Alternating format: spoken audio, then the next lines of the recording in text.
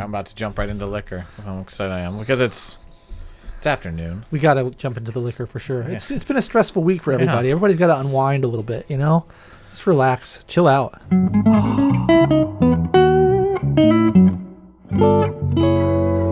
I brought the George Washington whiskey because I figure we're going to talk a little bit about the some of the drug decriminalization that happened over the election. And I think it's worth pointing out that our founders were all, you know, purveyors of intoxicants. You know, George Washington owned a whiskey distillery, and I have a bottle here of his original recipe that he had, the rye whiskey that he made. You know, it's made more recently than that, obviously, but the recipe's the same. Bought it at Mount Vernon, overpriced, not that good, but I thought we could drink it in celebration of democracy and presidents and decriminalizing intoxicants. Well, I'm glad that whiskey, I think it's the same recipe they use, so I'm glad, in the 250 some years that America's been around, I'm glad we've improved the recipe. And I like that Mount Vernon stays with tradition, though. And I feel sorry for people who had to get drunk in the 18th century because clearly their liquor was not as good as ours. They didn't have the choice we have. They didn't have the freedom choices. We have. Yeah. I like to think, too, that when we were writing and signing the Declaration of Independence, that they were drunk and high, smoking hemp. So that's the way I like to envision it. They probably were. Because smoking some hemp and drinking whatever beer, whiskey, rye that they had. It's a good idea. Just sign it. Send it to them. So let's America was born. I'll give us just a small quantity because I don't think you're going to want to drink a lot of it. But maybe this is what I do need to polish off the bottle, though, at some point. Get it out of my liquor cabinet. I feel like I keep thinking you're going to run. I've tried to provide a good amount of. Well, you've done a great job. The drinking, but I feel like you're always got something new. Well, I need to make a run. I'm running low. When you make a run, are you thinking buying 1 or 2 bottles? Or are you going to walk out of there with like a cart? Well, I don't have a car, so I tend to buy what I can carry. So I don't buy more than a couple bottles. In college, we used to pull a trick. When someone got a new apartment, we would throw a stock the bar party where everyone had to bring their own bottle, but you had to leave it, and then you'd have like 6 to 8 half drunken bottles that could last the apartment a good amount of time. For my 27th birthday, I had a scotch party where I said, everybody bring me a bottle of scotch for my birthday. And I ended up getting the second worst hangover I've ever had. And it was bad, but I drank a lot of scotch. And I had a lot of extra scotch the next day. What month is your birthday? It's in December. It's coming right up. I think we should do another party like that. Let's do it. Maybe pick a different one, but I want to come. Oh, totally. I don't know what I'm doing for my birthday this year, so I'd love to hang out with you. That'd be fun. Awesome. Maybe we should also record on your birthday. We'll make a whole day out of it. Okay. We can have some kind of special festivities on set. I usually don't have anything special going on for it, so I'm totally down. Let's do it. Love it. Cheers. Cheers and let's kick this off. Yeah, that smell hit me first. I had to pause. It's strong. There's not a lot to it. No. But cheers to you, George. All right. You Sly W. Well, I thought it was interesting because we've talked a lot about the presidential election, and there's other elections going on, other votes happening. And, people say libertarians never win anything. I think we did pretty well, although not in the presidential contest and not in any of the, Congress or Senate contests. But in terms of ballot initiatives, I think libertarians came off pretty well this year because the District of Columbia basically decriminalized, not entirely decriminalized, but basically decriminalized psychedelic plants. They said it's going to be the lowest law enforcement priority, which is effectively decriminalizing it. And then a lot of states decriminalized or legalized marijuana, either medical or recreational. And Oregon famously decriminalized all drugs, including heroin, cocaine, all those things, hard drugs, which I really thought was years and years away. I'm very surprised to see it happen this fast. And it's going to be an interesting experiment to see how they deal with it. And you were making an important point about federalism that I wanted you to make on the show. Yeah, I saw the decriminalization out in Oregon. I thought, whoa. The only one I could think of was the Portugal situation where they did criminalize everything years ago, which Free the People did a video on. We did, yeah. You should go watch that video. We'll put a link to it. Yeah, we should link to it. Trey, take a note. I'm kidding, Trey. But I come from the very conservative. I'm Catholic, practicing Catholic, so a lot of my culture is very, moralistic. I don't know what you want to call it. So being the antagonist, I posted about it and used it to talk about federalism because I knew I would get a little bit of a reaction from the people that I'm connected to on Facebook. But it's true. It's federalism. Oregon gets to try something that people from my side, that I am, my culture, would look at and think this is crazy. Society's going to collapse. Everyone's going to do drugs. What a terrible idea. And they get to try it, and maybe we're right, and maybe it is, where I've come from, maybe that's correct. Maybe it'll just be a giant dumpster fire. And if it is, fine. Only Oregon's affected, and they can fix their problems. And the other 49 states can sit back and thank God they didn't do it. But maybe it works. Maybe instead of the drug war and imprisoning nonviolent criminals and spending countless amounts, billions and billions of dollars chasing down nonviolent crimes and flushing that money down the toilet, maybe we're going to find a way that actually can reduce drug usage. So it's worth a try. And if they succeed, then the other states can also take note and make decisions and maybe even make it better when they put it in legislation. Yeah, I expect for there to be a little bit of a learning curve to go along with it, because I think there was a problem in the Netherlands, in Amsterdam, because they had a lot of decriminalization. And because it was the only place that did it, you get all these people coming in from other countries to be like, yeah, we're going to go crazy. We're going to do all the drugs. And that's probably the way it's going to happen in Oregon initially. People are going to think, I can do whatever I want here. Let's go nuts. But over time, I think that everybody will chill out a little bit about it, and I think it'll be more like alcohol and the other drugs that people legally do, nicotine, things like that. And some people will abuse it and have their lives ruined by it, and some people will use it responsibly and be okay. But regardless, they won't be going to prison for it, which I think is a good thing. I think I don't know. I'm not an expert in this area, so if someone who's watching has studied this or actually works with people that are addicts and has expertise, certainly can comment below and correct me. But I imagine there's a lot of people that are honestly addicted to these substances and would like help, but fear, due to the laws, keeps them from seeking that help. And to maybe decriminalize it shifts the culture like, hey, I can actually raise my hand and get help now without as much fear. I went to a Cato seminar on this, and they talked a lot about this, and I think it's very true, is that, as long as you keep it in the shadows and illegal, people are afraid to get help. They're afraid to admit to anybody what they do, and they end up really going down a dark path. And if you make it a little bit more out in the open, you can have these treatment centers that are perfectly legal, and they let people come in without judgment, and they say, we're going to help you get off this, we're going to help fix you. And I think it's a lot more healthy in that regard, and lets people do methadone clinics and stuff like that to get off heroin. And if they're not afraid of being thrown in jail for it, they're much more likely to get help and learn how to use it in a way, if they want to continue using it, learn how to use it in a way that's not going to ruin their lives. Or if they want to stop using it, get help on how to learn how to stop using it, the same way we have Alcoholics Anonymous and things like that. And there's always that small segment of the population that doesn't want help. They're going to be addicted, and they're probably going to, something terrible will happen because of their addiction. And you have to almost be not okay with it, but accept that's a reality of an imperfect world that we all live in. Yeah, and I would rather people have the freedom to do that and learn from their mistakes than be put in prison for it, because I just don't think it's good. And then the other thing that is important to talk about drug decriminalization, I think, that people don't think about. Everyone just thinks about the users. There's a lot of collateral damage that comes from criminalizing drugs and making it fighting the drug war. You get the gangs, you get the cartels, you get all these extra legal entities or illegal entities that, if you're outside the law, the only way you have of settling disputes is with violence, essentially. You can't go to a court to settle your disputes. So you get these gangs that are shooting each other in the streets, and not just each other. You'll have people get hit by stray bullets. You have people make their neighborhoods turn really dangerous because of all the drug dealing that goes on in their neighborhood. And it hurts a lot of innocent people who have nothing to do with the drug trade, who don't use the drugs, who don't have anything to do with it, but they are now living in crime-infested neighborhoods with lots of, random shootings and stuff, and nobody wants that. That's bad.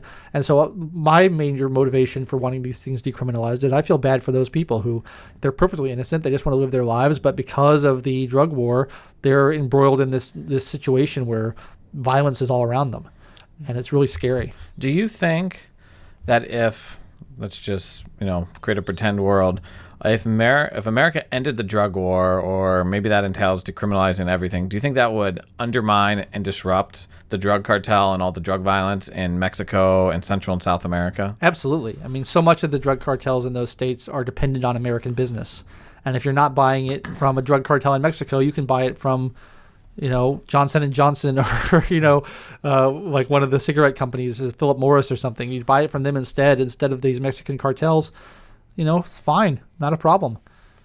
So potentially, I mean, that's a pretty heavy subject, and maybe I don't want to go down that rabbit hole right now on this conversation, but I mean, that's a sobering thought to have, that potentially all a majority or a large portion of the violence that innocent people suffer through in Central and South America could be directly correlated, or there could be causation linked to our policies in the United States. I absolutely think that's the case, and it would be good to see less of that, because those are terrible things that those people have to suffer through in those countries. And if you get rid of those illegal, criminal gangs that are profiting off of the illegality of drugs in America, people could have their lives greatly improved. We did an interview with Elena Toledo from Honduras, and she was talking about how the drug, not just the drug trade, but the drug war that fosters the drug trade has completely destroyed her country. And it's pretty bad. Portugal's a great example. They decriminalized everything, and not only did the violence and the crime go down, but actual drug use went down as well, which is, to me, a secondary goal, but it's a good goal. It's pretty remarkable. Yeah, from people, the culture that I come out of, and the people that I relate to and associate with primarily. When they see these drugs, they view them very much as a moral degradation, and they don't want people to use them. And I agree with them. I think, addiction and these drugs that, they separate us from reason when we're high on them. But I also say, whenever you put government in there to be the arbiter of morality and say you cannot use this, and they're willing to use force to stop people, you lose the argument. And I think the only way you can win, I argue with people that I come from, is the only way we can win the moral argument and convince people not to do these drugs is to get government out of the picture. Well, it's worth pointing out as well that the creation of these drugs in the first place resulted from their illegality. We used to have, like, heroin was famously a Bayer aspirin brand name. It was something that people took for headaches and stuff. Laudanum used to be big. Cocaine used to be in Coca-Cola when it was legal, and there were addicts for sure, the way that there's addicts to alcohol now and the way that there's addicts to nicotine now, but it was much less potent. It was much more of a mild substance, just to give you a little kick, a little pick-me-up. It wasn't to take over your whole life. But when you have things that are illegal, you have to smuggle them, and it's hard to smuggle big, bulky, kind of things that are not very potent. And it's easier to smuggle if you concentrate them down into as powerful and as small of a package as you can possibly get. You can make a lot more money that way, because you have to get it across borders and past border agents and stuff like that, and make sure the cops don't find it. So things like the crazy grade heroin that exists now, and the fentanyl and all that stuff that's killing people through overdoses, those specifically were created in order to circumvent the law enforcement. And so I don't know if it's possible to put the genie back in the bottle on those things, but hopefully, if these drugs become a recreational thing enjoyed by middle-class people, they're not going to want something that's going to maybe kill them. They're going to want something that they can get a little bit of a buzz off of and then go about their everyday lives. There's, used to be all these ether addicts as well. And they were completely functional ether addicts. Or morphine addicts, They take this stuff, they go to work, and nobody even knew they had a habit. And it's not good to have the habit. I'm not trying to excuse that, but it's better than dying from it. It's better than taking so much it literally poisons you and kills you. And I hope that if we start decriminalizing things and legalizing them, that the potency will drop to meet market demand of people who don't want the most crazy potent thing in the world. They want something that's still just going to give them a little edge. It reminds me of a story of my favorite professor in college, history professor, Vietnam vet, just grizzled guy, rolled his own cigarettes. Not entirely sure how appropriate this story is, but he used to tell us that his grandma was addicted to this drink called the Pink Lady, and its main ingredient was opium. And I guess the point of this drink was for younger women during their ladies' days to relieve the pain and the discomfort. But he's like, my grandma was 90 years old, still drinking the Pink Lady, but it was kind of fine. Yeah. Well, you hear about people like in South America chewing coca leaves. Everything I've heard from people who've done that is like, it's like caffeine. It makes you feel great.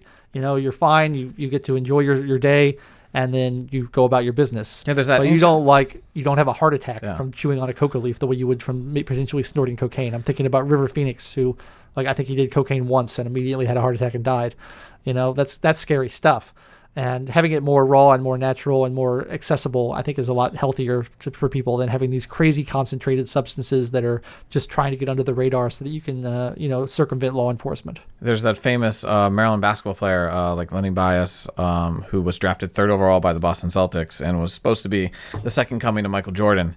And on draft night, he snorted a very long line of cocaine and passed away. And that was that changed the Boston. The Boston Celtics had a terrible season before they just drafted this. That right there is reason enough. Yeah, we got to help the Boston Celtics out. Yeah, so I mean that's kind of. I remember playing basketball growing up. Just my dad telling me that story about how he was supposed to be better than Michael Jordan. Some thought, but not so much. He made a terrible decision that night. Yeah.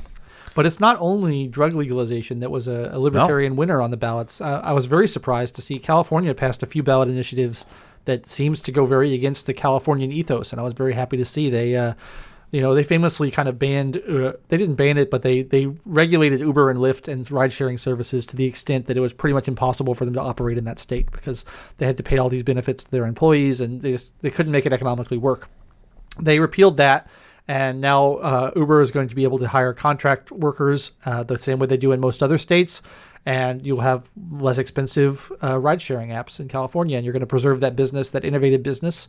And I think that's really awesome. And they also got rid of their affirmative action policies, which I've always been against affirmative action policies because I have the now old-fashioned belief that a colorblind society should be the goal, that we should judge people based on the content of their character rather than the color of their skin, which is the Martin Luther King speech. And affirmative action doesn't do that. It says we're going to give you a preference based on the color of your skin, or we're going to hinder you based on the color of your skin in the case of Asians, which no one ever talks about. The Asians really get disadvantaged in these type of laws, and just judge people based on merit, which I think is a lot better way to do it. And I'm really surprised and pleased that California is rolling that back, and hopefully we can have a more individualistic society there. Do you think, like, it's kind of amazing that, like, Kim, I'd love to hear your perspective. Like, California, we make fun of it as, like, the most, backwards, they are literally managing themselves into ruin. They're the most, statist society, I guess a libertarian would put it. But when you actually instead of putting personalities and politicians on the ballot, if you actually put the issues on the ballot, people vote alarmingly pro-freedom. I'm not alarmed by it, but I'm pleased. Yeah, it's kind of interesting. I'm surprised. Yeah, I don't know. It's interesting. It depends on the issue, I suppose, because I was very surprised to see both of those happen. Of course, Florida passed a $15 an hour minimum wage, Trey. So all the goodwill Florida has won in my heart for their lenience on the COVID lockdowns has started evaporated by the $15 an hour minimum wage. So that was an issue that was put on the ballot that people voted for. So I don't know. And so Trump you're kind of approaching a more direct democracy approach if you put every issue on the ballot. And I'm pleased the way it worked out in California, but it doesn't always work out. That's true. And it seems like Trump and $15 minimum wage goes hand in hand in Florida because that's just an interesting correlation there. Yeah, I was surprised. Trump's nationalism might play friendly with $15 minimum wage. Do not try to run with that. And I want to, in case people haven't heard the argument, I want to briefly outline why I don't think the minimum wage is a good thing. Everyone thinks, we should pay workers more. It would be nice if they had higher salaries. And fine, I understand that point of view, but the minimum wage outlaws employment of low productive workers who don't produce very much. And workers who don't produce very much tend to be in racial minorities. They tend to be immigrants. They tend to be young. They tend to be low educated. And if you're not allowed to, the only way you can hire someone as a business profitably is if you're paying them less than they are producing for you. If someone contributes $10 an hour in profits to you or in revenue to you, and you pay them $15 an hour, you're losing money hiring them, so you should fire them. It's just impossible. It's just a law of economics. You can't hire people for more than they're worth in terms of their productivity.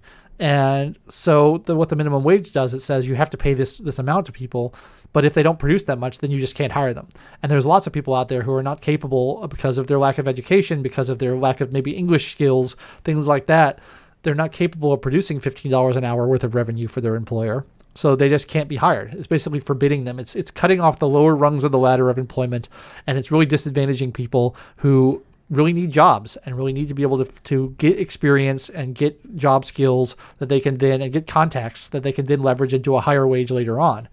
But if you don't let them get that first foot in the door, they're never going to go anywhere. They're just going to be on welfare their whole lives. And that's the problem with minimum wage, is that it cuts off this ability for people who really don't have any skills to get their foot in the door, start learning some skills, start making some contacts, and start working their way up the ladder. Instead, they're just said, no, you can't hire them, because the only way you can hire them is if you're paying them more than they're worth, and no one's going to do that. And people who advocate for a higher minimum wage, they typically take it from looking at the employer and saying the employer's not paying a just wage. There's a social justice issue to it. people are subservient to them, and it's, somehow it's a violation of human rights to maybe even take it that far. But they never look at it the other perspective. When you say you must pay someone this much, you're also saying you cannot work for less than this much. What if myself, as I want to work for you, and I would like to work for $8 an hour, and you're willing to pay me $8 an hour, but Mr. Government, man from the government over here, is holding, the hypothetical gun to your head saying you must pay him $10, and, you can't pay that, and I'm willing to work for less. We're stuck. People think there's this binary choice where it's like either you're going to get paid $8 an hour or you're going to get paid $10 an hour. And they say, well, 10 is better. But that's not the choice. The choice is either you're going to get paid $8 an hour or you're going to get paid $0 an hour. And I think 8 is better than 0, personally. I don't know if my math is right on that, but it seems to me like 8 is better than 0. Yeah, we never look at it. I guess, would you consider, as an employee, would you call them almost the consumer side of it a little bit in that transaction? Well, employment is just an agreement between two people for mutual benefit. You say I want some money, and you say I want a service, and you negotiate, and you come up with the contract where you work for each other. It's a transaction like any other. And it's the same as a price control on a good, say you can't sell a pack of gum for less than $10. No one's going to buy packs of gum, and so I don't see any reason why a third party should intervene in an agreement that two people have made. And, me as the employee and you as the employer, or the other way around, we say we're both happy with this situation. We're willing to do it. And then you have a government employee come in and say, no, you can't do that. It's illegal, and prevent it. I don't understand why that's a good thing. And everyone acts like, there's this view that the employer has all the power and the employee has none of the power. And the reason for that is because of labor regulations that make it hard to get jobs, that make jobs more scarce. And when there's high unemployment, it's a problem. When there's high unemployment, it's hard to get a job.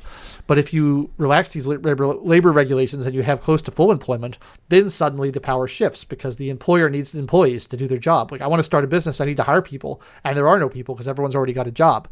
So in that case, then the employee has all the power, all the negotiating power. And so there's not this inherent benefit that corporations have or that companies have or that employers have over their employees. It's just as easily the case in a free market where you don't have all these regulations that increase unemployment, where the negotiation is more equal, or either even on the employee's side of things, and they're able to negotiate a better contract for themselves. And so I think that the people have this false notion that the employers inherently necessarily have all the power and therefore they need to be restrained by government. But that's not really the case. It can certainly happen where a company can lose some of its best employees and go under, and they can't afford to lose those employees. They have to keep them. And so in that case, the employee has the power in the negotiation. Yeah, I mean, in my industry, my day job is I work in the technology sector. It is extremely costly to actually hire someone and then train them all the way up. So you really want to make the right hire. So you're always trying to solve the knowledge problem on trying to figure out who's the best hire to make, because you have to at least invest 6 months in. And if you get to 6 months and you don't work out, you're actually behind a year now because you have to go find someone, train them another 6 months. You've wasted 6 months on the first guy. Like, that's a huge cost. So. Right. And especially in a situation where you have more small businesses and fewer of these conglomerates, which would be the case if we had fewer, regulations that prevent competition, like licensing and all these permitting and regulation and things like that. If you had a lot of our small businesses competing, the competition is a lot fiercer, and you really got to keep your good employees, because if you lose them, the next company over that's doing a better job is going to take you over and knock you out. So, but when you have these conglomerates like Amazon, where Amazon has basically been given on a tray this enormous amount of business because all the retail stores have been shut down because of COVID, said, oh, everybody has to order things online now. That gives the employer a lot of power because there's no competition. There's nowhere else for employees to go. And I know people hate Amazon, and I understand why, but Amazon's been given all this government granted power. I just read this thing about how the country of Wales in the United Kingdom, they've designated essential and non-essential products that can be sold under COVID. So they said, well, if you need to buy food, you can buy food, but you can't buy clothing. If you need to buy medicine, you can buy that, but you can't buy furniture. And so stores are having to rope off their aisles that sell other things, like department stores, and only sell certain things. Well, who's that helping? It's helping Amazon, because now if you want clothing, if you want furniture, you go to Amazon and you buy it there instead of going to your local shop And so it's going to just greatly increase the market power of these big companies, and that increases their power over the labor market, that increases their power over employees, and that drives wages down. So if you really want higher wages, you shouldn't pass a minimum wage. You should try to get rid of these regulations that prevent small companies from competing with big companies. So more competition drives up wages, because then absolutely you're fighting over the best employee, and you're going to try to, coax them over to your company. Yeah, absolutely. So best way to do that is call them up and offer them 25% more. Interesting. The other ballot initiative I noticed that was pretty good up in Michigan was Michigan passed a ballot measure that actually now it better secures your digital privacy. Good. It requires, it puts in writing the requirement of a warrant, which I thought the Fourth Amendment covered, but I guess not. So I was a little confused by that. I was like, I thought we already had this with the Fourth Amendment. Maybe not, but at least, we'll reemphasize it now. But I thought that was a big step in the right direction, especially in an area where I think in the digital age and big tech's on everyone's person mind, that data privacy and your data maybe is a property right. Like that helps at least move the needle in the right direction. Absolutely. Yeah. It's the digital age has thrown such a monkey wrench into the privacy sphere, because the Fourth Amendment talks about your personal papers, and nobody has papers anymore. They have files. And so the courts have had to kind of interpret how to apply that to the modern age. And that, it's pretty obvious to me that, the digital papers count as papers for for purposes of the Fourth Amendment. But the courts haven't been unanimous on this, and it's been kind of dodgy. And so seeing more of those type of things is great, because you don't want all these kind of warrantless wiretaps going on, all this scooping up of cell phone data that the NSA has been doing. It's pretty bad. So I'm glad to hear Michigan is working on that.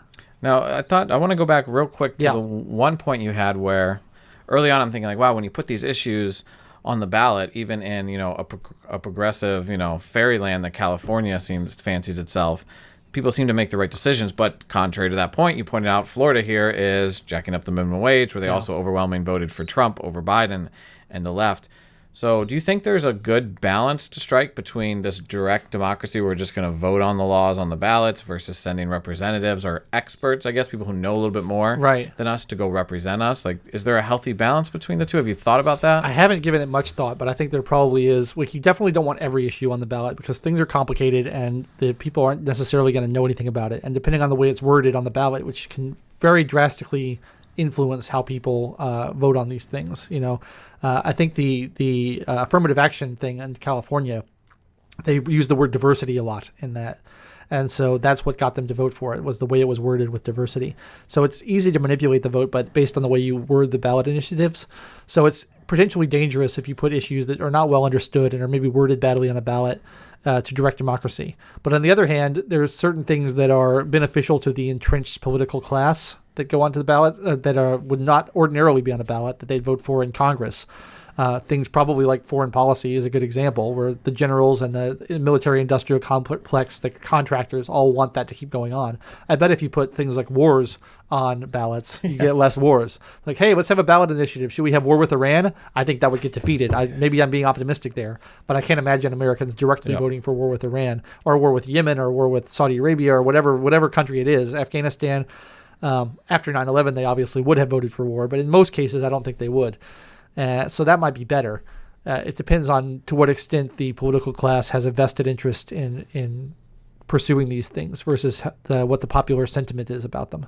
Yeah, foreign policy seems to be the one area that we as American citizens have the least amount of influence over. Well, that's why I think the drug stuff does well on ballot initiatives, because the average person's like, yeah, let me do the drugs I want to do. That's not a big deal. But within the political class, there's a big revenue gathering apparatus that goes along with it. There's a whole infrastructure of the DEA and all these different agencies that make their living off of prosecuting drug crimes. There's the prison industrial complex that makes their living off of it. There's a lot of institutional incentive to keep drugs illegal within the government, whereas the people don't care. We're fine.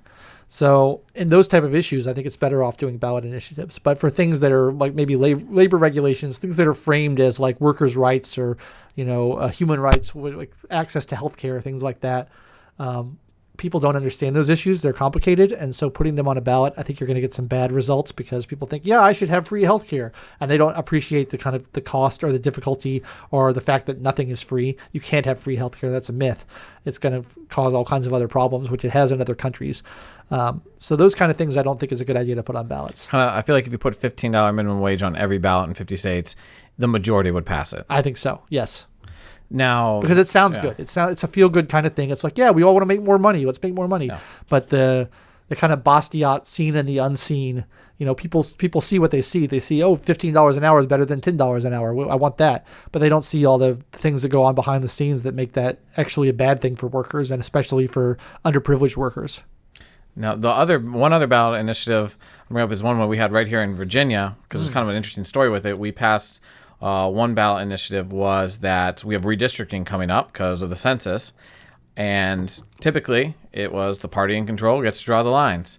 And the Democrats currently have control. But there was a big push to get this on the ballot before Democrats had control. And we're going to make it a nonpartisan control. I think 8 of elected officials, 4 from each party, and then 8 non-elected officials will make up this quote-unquote nonpartisan committee. But as soon as the Democrats grabbed control and it made the ballot, there was a huge push campaign from the left in Virginia to vote against it now. Oh, okay. But it passed, I think, about 70% to 30%, so it was because the way it read was very like, well, that makes absolute sense. Right. But near the end there was a big push from the Democrats in Virginia to vote against because they now held the power, which I thought was very ironic since they started that. Yeah. Well, that's the way it always goes, right? When you're out of power, you want one thing, and when you're in power, you want something else. We saw that with the filibuster, the judicial filibuster, where Harry Reid abolished it because he's like, we want to get our judges in. Get rid of the filibuster. And then Donald Trump became president, and the judicial filibuster was gone, and we got Amy Coney Barrett in, and they're very upset about that. So, payback will come and get you. And to oust myself a little bit, I used to say, like, hey, I don't know if I believe in nonpartisan committees. I don't believe that anything can be nonpartisan. So I say, you know what, whoever wins the knife fight of political elections, maybe they should be able to redraw the lines. But I walked into that voting booth and was like, well, who has the power? The Democrats? Yeah. I don't want them redrawing it. So I voted for it. Yeah, I mean, like, it's somewhat of a canard to say there's a nonpartisan committee. Everything's partisan. It's like it's not going to really be nonpartisan. Like, as much as you say it is, everybody's got a bias, everybody's got a political opinion, and that's going to come through. But I don't know. I don't have strong feelings about gerrymandering and redistricting. It's like, I don't know. The Constitution says the state legislature gets to do what they want to do with the elections, and the Supreme Court has basically upheld that you can delegate that power to an independent commission if you want. That's fine. Okay. I don't really care. It's not something that I think a lot about. I would have voted against it if the Republicans had power, I'll be honest. Yeah. Just because like, you know what? Sure. But whatever. I mean, I'll probably stick with my thing. Whoever wins the bloody knife fight that politics is, maybe to the victor the spoils. Politics is just horrible, isn't it? It's the worst. We need to stop paying so much attention to it and start like just living our lives. I tell people all the time, like, what's your philosophy? And I can say, oh, libertarian or classical liberal I like better, but I'm like, I believe in extreme local governance, whatever that is. Yeah. And a global economy. I'm increasingly using the term individualist for my philosophy because I like it. And I think that's kind of the root of all my political opinions is the belief in the sovereignty and supremacy of the individual. And so like that's one of the problems with democracy is that it's that other people get to choose for you. Other people get to decide how you're going to live, and they really shouldn't. It shouldn't be up to a vote. Like no one should get to decide how you live. You should get to decide how you live on your own. And having this democratic process saying, well, 51% get to decide that you shouldn't be able to drink this drink or smoke this smoke or whatever it is, you shouldn't be able to enter into this contract with your employer. Like, well, just leave it to me. I'm the individual. I'll figure it out. And I really hate collectivism. I really hate kind of viewing people based on the groups they belong to as opposed to them as individuals. And so instead, I generally use libertarian. Sometimes I'll use anarchist if I want to confuse people. But I'm increasingly leaning towards individualist as a description for my political philosophy. Maybe on another conversation we should have, this is, again, probably could be a rabbit hole. Yeah. I agree with you on all that. And the one interesting thing is, like, I think the human person, we're at first and foremost individuals, but I believe we're also communal. So I also believe there is an importance for, not everyone thinks government is community. It is not. Yeah. But there is an importance government is just the name for those things we do together. Yeah. I think Barney Frank said that. Ugh. Barney. I love me. I love that show. But anyways, associations. I know Edmund Burke. I've been reading a little bit about him. He talks a lot about the importance of like associations in society. Nisbet, who was a sociologist, talked a lot about it. So I always like the whole human person. We're first and foremost individuals, but we also need community. But it's not the state, despite what the 2012 Democrat convention said. Right. We all belong to government or some nonsense like that. It's sort of where I depart from conservatives on a lot of things. Is conservatives will often say that the basic building block of society is not the individual, it's the family. I think Milton Friedman also said that too. And I'm like, well, what is the family made up of? Individuals. Like the core is the individual. Yeah, I don't buy it. But I don't want to deny that we're also communal, where we need each other in a way. No, that's true. Yeah. I think I have this kind of introverted misanthropic streak in me that is like I just want to live off in the woods by myself and be left alone.